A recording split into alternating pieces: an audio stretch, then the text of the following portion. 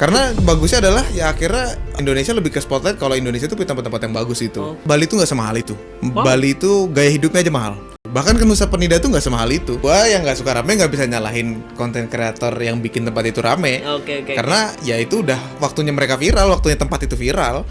Gue sebagai masyarakat Indonesia kayaknya susah juga buat ngelawan pungli yang ada di sana gitu. Harus memang dari pemerintahnya mulai melek mata dengan pariwisata yang ada di Indonesia ini menurut gua kayak gitu. Halo teman-teman, selamat siang, selamat datang di podcast kami dari program Ilmu Komunikasi. Nah, pada kesempatan kali ini saya pengen bahas topik pariwisata bersama Kak siapa kalau boleh tahu? Aksantra. Kak Aksen ini kalau boleh tahu asalnya dari mana? Kalau rumah di Jonggol. Wih, di Jonggol jauh. Ada yang tahu Jonggol? Tahu kan ya si Wakwau. Nah itu dia, betul.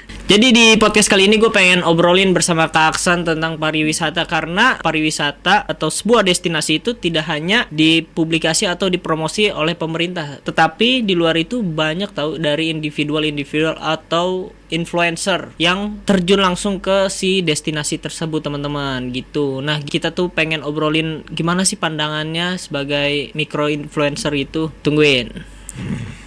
Oke, Kak Aksan nih, kita pengen nanya, Kak Aksan tuh terjun ke dunia sosial media itu dari 2000 berapa sih? Dan apa sih pertama kali ngonten tuh, konten apa yang Kak Aksan publikasikan? Kalau untuk pertama kali ngonten sih 2017-an ya kalau nggak salah mungkin. Cuman bener-bener aktif jadi konten kreator tuh mungkin di sekitar 2019-an. Oke, iya. Udah lama ya? Lumayan. Nah biasanya Kak Aksan tuh suka tipe explore ke destinasi yang kayak pantai atau pegunungan atau gimana? Kalau gue sih tipe kal yang lebih ke pantai sih. Mungkin pertama kenapa gue senang ke pantai karena mungkin gue ngerasa fisik gue nggak sekuat itu buat naik gunung. Oh, gitu. Iya. Kalau ke pantai kan mostly aksesnya lebih mudah. Benar sih. Kebanyakan lebih mudah.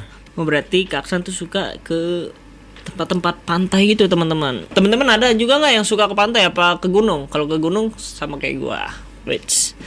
Nah, menurut Kak Aksan ini seberapa penting sih maksudnya micro influencer atau influencer tuh membuat konten untuk pariwisata tersebut? Sebenarnya sih kalau kalau menurut gue ya dari segi konten sendiri kalau untuk perlu atau enggaknya kayaknya nggak ada tuntutan perlu atau enggaknya sih ya. Lebih ke seneng aja sih. Lebih ke seneng aja. Dan biasanya kalau misalnya emang dia suka berpariwisata, suka jalan-jalan kayak gitu ya, dia tuh pasti suka mengabadikan momen. Benar. Kayak gitu, suka mengabadikan momen dan pengennya nge-share gitu. Nggak mungkin didiemin aja di galeri lu tuh nggak mungkin. Benar. Kayak gitu. Jadi kayak seminim-minimnya pasti ada di story, nggak mungkin nggak. Pasti seminim-minimnya gitu.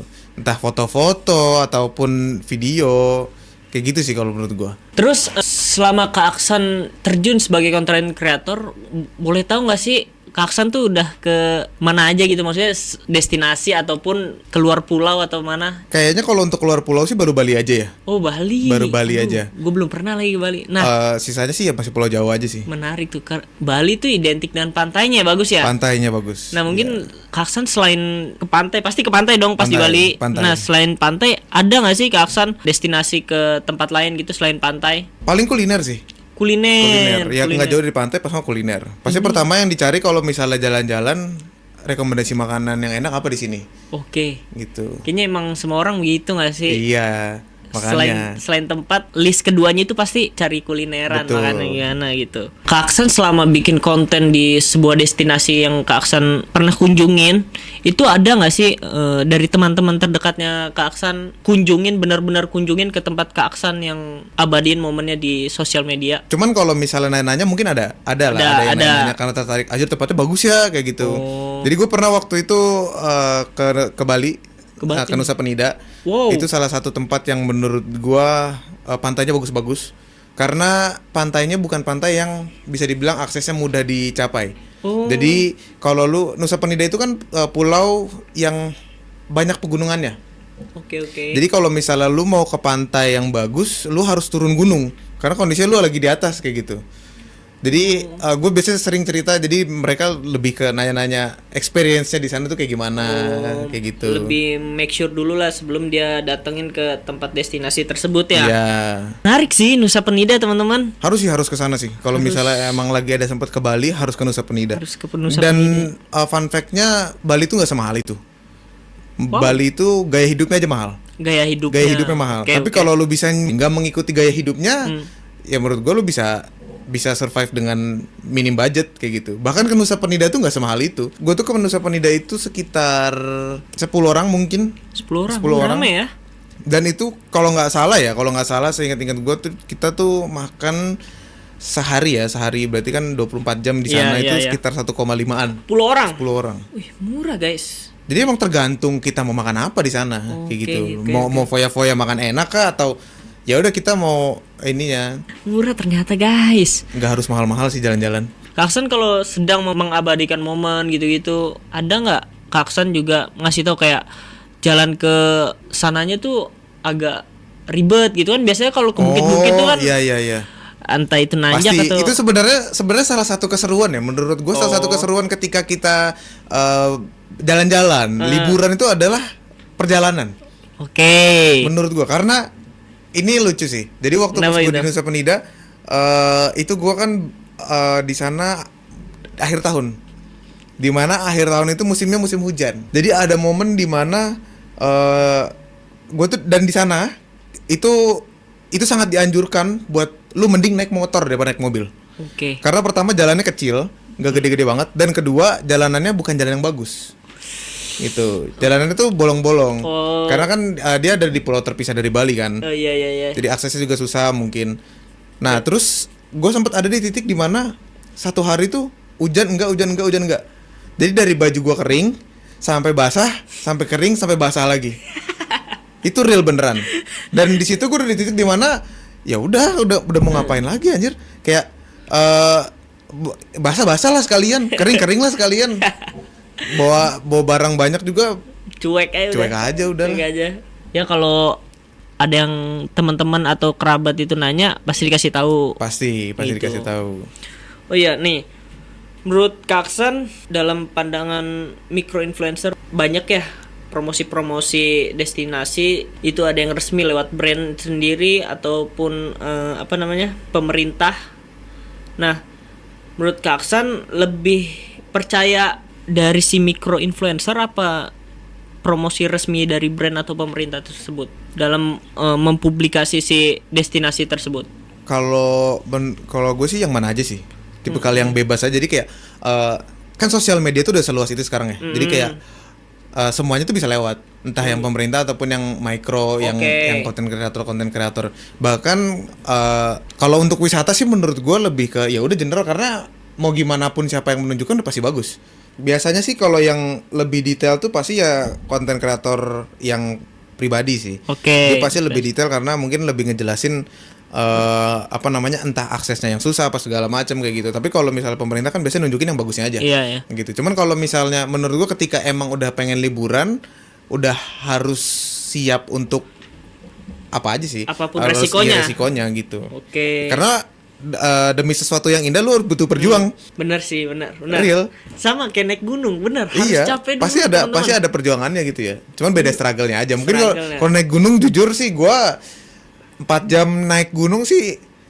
makasih ya gue skip sih karena gue kemarin aja waktu di Nusa Penida itu paling lu tuh bisa muterin Nusa Penida satu kali puteran itu 2 jam naik motor Jir. satu pulau Masih itu 2 sampai 3 jam lah kecil ya? kecil ke Bandung aja 4 jam naik motor ini Justru- cuma 3 jam 3 jam lu udah bisa muterin Nusa Penida bahkan sehari tuh lu bisa kalau lu cuman pengen datang ya ke pantai nih ya ke pantai lu bisa sehari tuh 3 pantai Oke. lu bisa datang ke 3 pantai jadi tergantung lu mau ke sana mau berenang nyantai atau lu ya udah gue mau datang ke sana buat mengabadikan momen kan beda-beda ya tujuan orang liburan. Iya. Kalau misalnya emang lu pengen mengabadikan momennya doang, oh gue pernah ke pantai ini punya cerita, datang banyak pantai ya sehari lu bisa 3 sampai 4 pantai. Tapi kalau misalnya lu yang enjoy, mendingan lu pilih pantai yang paling bagus, terus lu stay di sana, kayak gitu.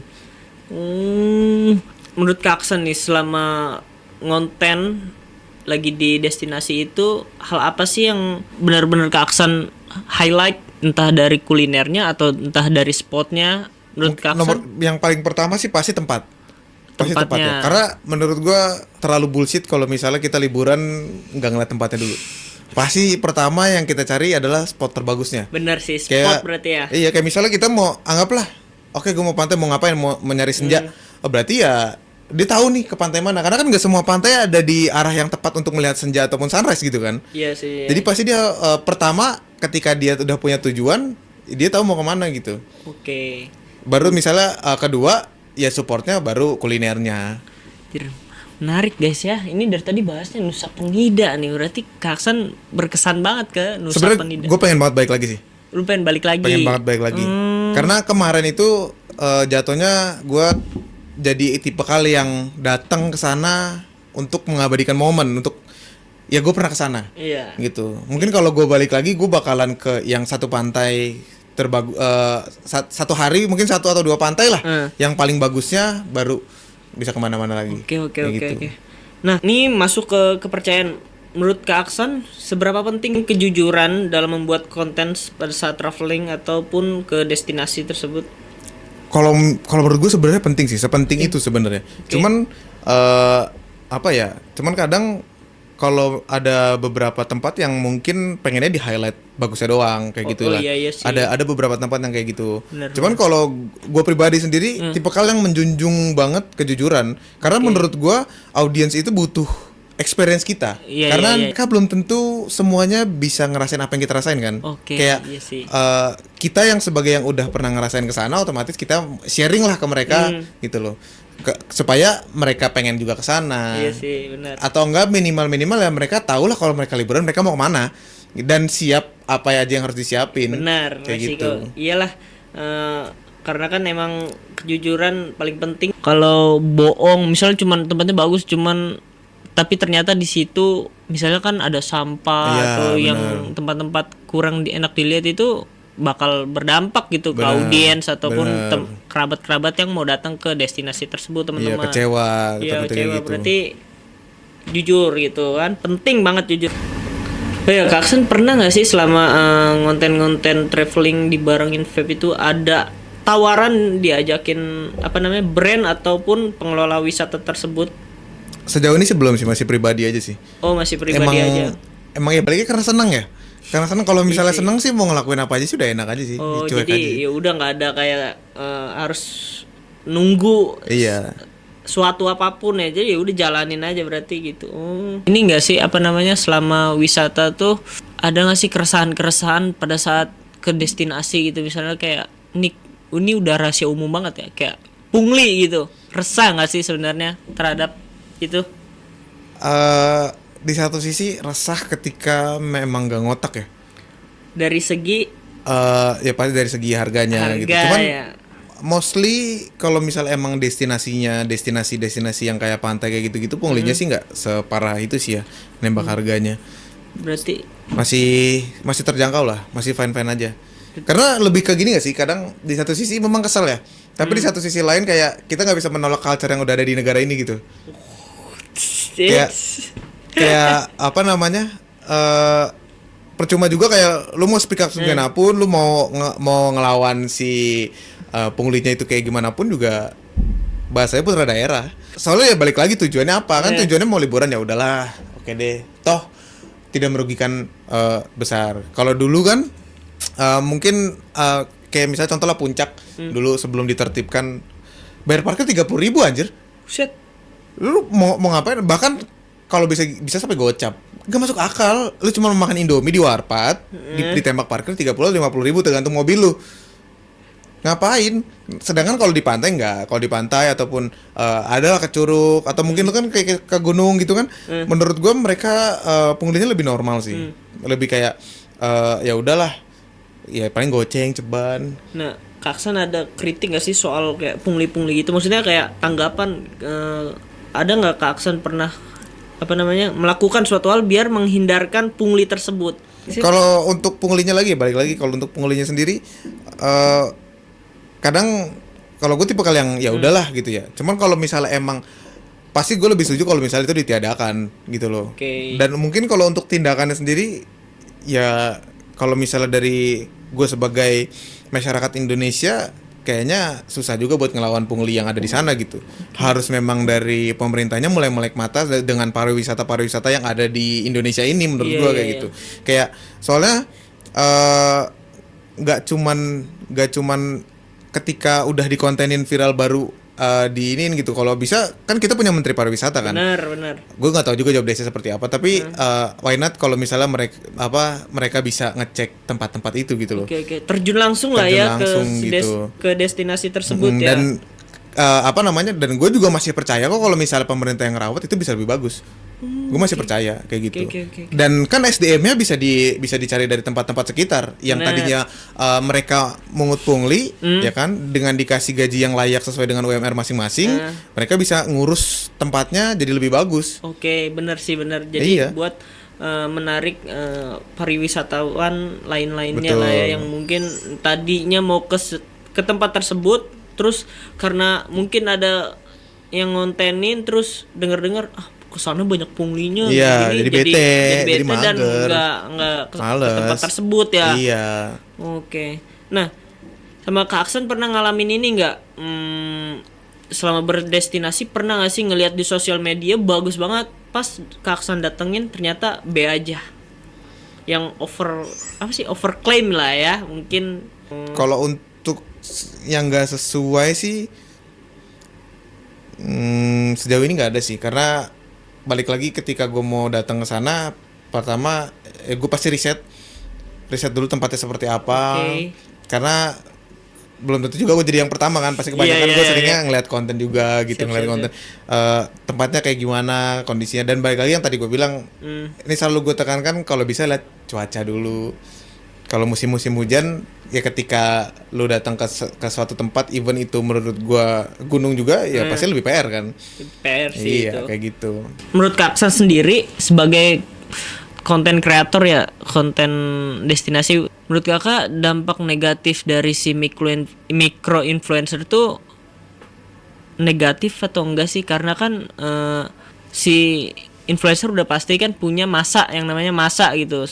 Nah, siapa tahu kan videonya itu menyebar ke orang-orang luar atau orang-orang negeri. Apalagi kan yang Kak Aksan pernah kunjungin Nusa Penida, pasti banyak nggak sih over turis? Iya, Apa sih? turis banyak banget. Banyak banget. Nah, itu menurut Kak Aksan tuh Kalau misalnya menurut gue pribadi ya, kalau menurut gue pribadi sebenarnya enggak sih, enggak ada Enggak, negatif. enggak ada. Karena balik lagi, ketika nggak suka rame kan itu personal masing-masing ya. Personal, enggak. oke. Ya gue yang nggak suka rame nggak bisa nyalahin konten kreator yang bikin tempat itu rame. Oke. Karena ya itu udah waktunya mereka viral, waktunya tempat itu viral, waktunya tempat itu rame. Jadi ya kalau gue ya, menurut gue nggak ada konteks negatifnya sama sekali sih. Karena bagusnya adalah ya akhirnya Indonesia lebih ke spotlight kalau Indonesia tuh punya tempat-tempat yang bagus itu. Oke.